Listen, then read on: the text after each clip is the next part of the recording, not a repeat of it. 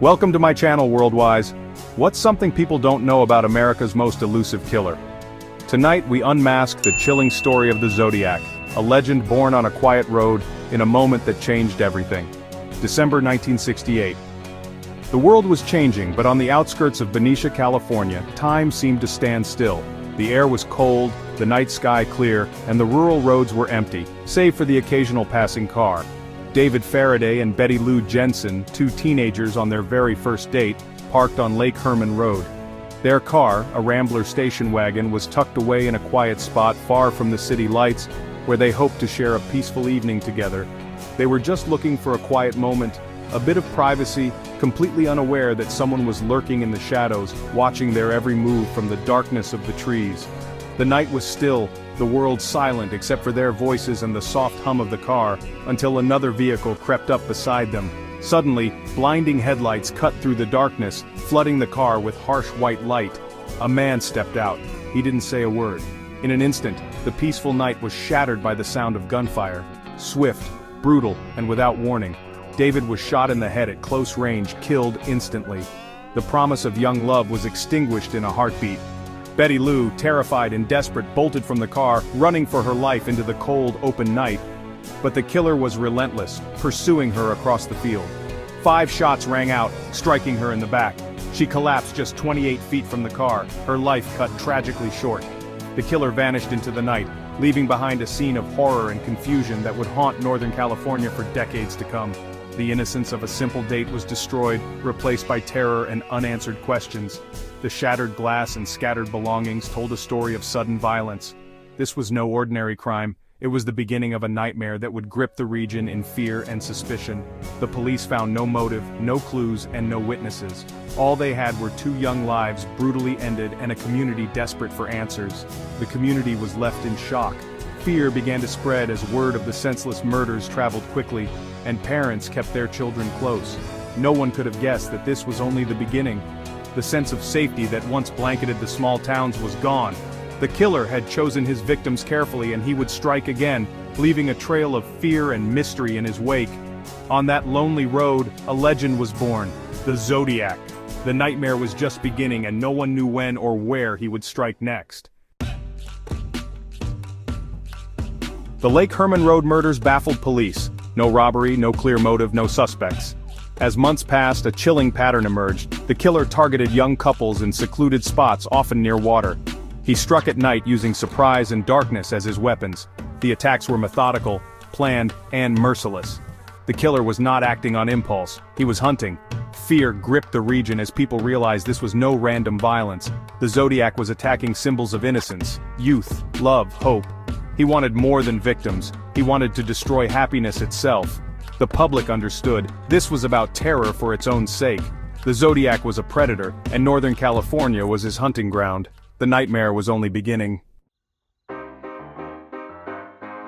7 months had passed since the first attack. It was July 4, 1969, Independence Day. Blue Rock Springs Park in Vallejo was alive with the distant sound of fireworks, the night air thick with anticipation and celebration. But for 2 young people, the evening would take a tragic turn. Darlene Ferrin and Michael Mageau, a young couple seeking a quiet moment together, sat in a parked car. The glow of fireworks flickered on their faces, a brief escape from the world outside. Suddenly another car pulled up behind them. A man stepped out, moving with purpose. He approached their car, a flashlight in his hand, its harsh beam cutting through the darkness and blinding them. Without warning or a single word, the stranger opened fire. Bullets ripped through the car's windows, shattering glass and silence alike. Panic and chaos erupted in an instant.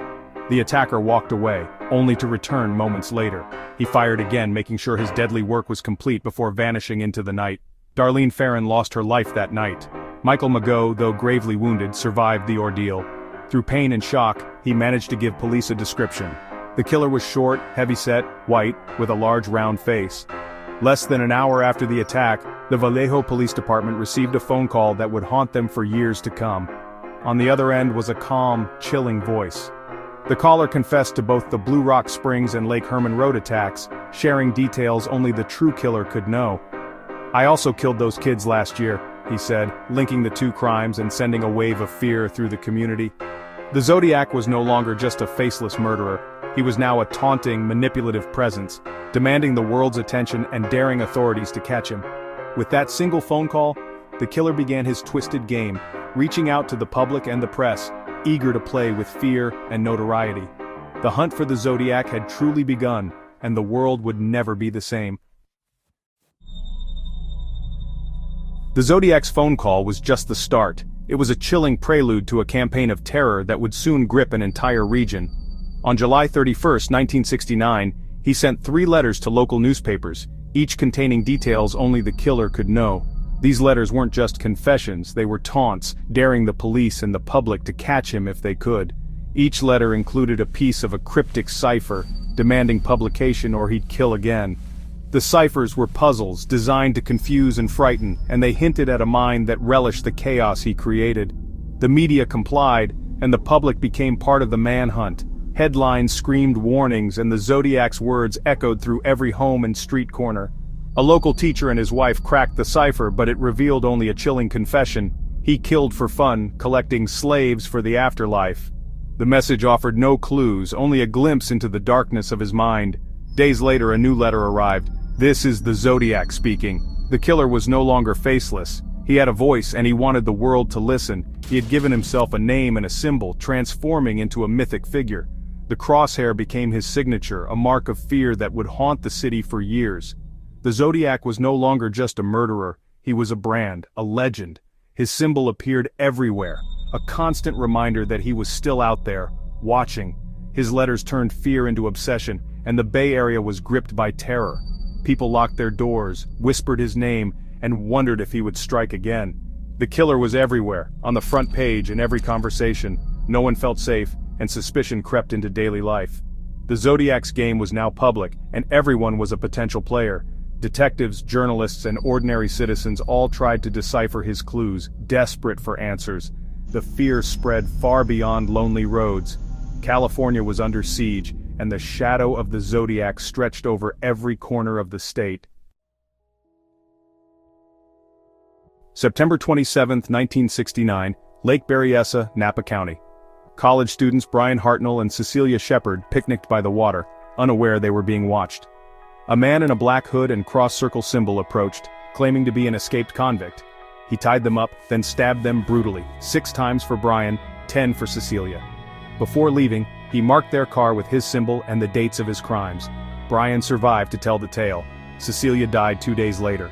The Zodiac's violence had become ritualistic, theatrical, and even more terrifying. He was keeping score, cataloging his horrors. The killer's legend grew darker, and his message was clear: nowhere was safe. The Zodiac was evolving, and his reign of terror was far from over.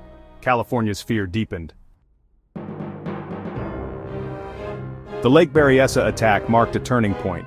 The Zodiac was now a performer using costumes and rituals to create terror. His taunts escalated, he called police, sent more ciphers, and even mailed a piece of a victim's shirt.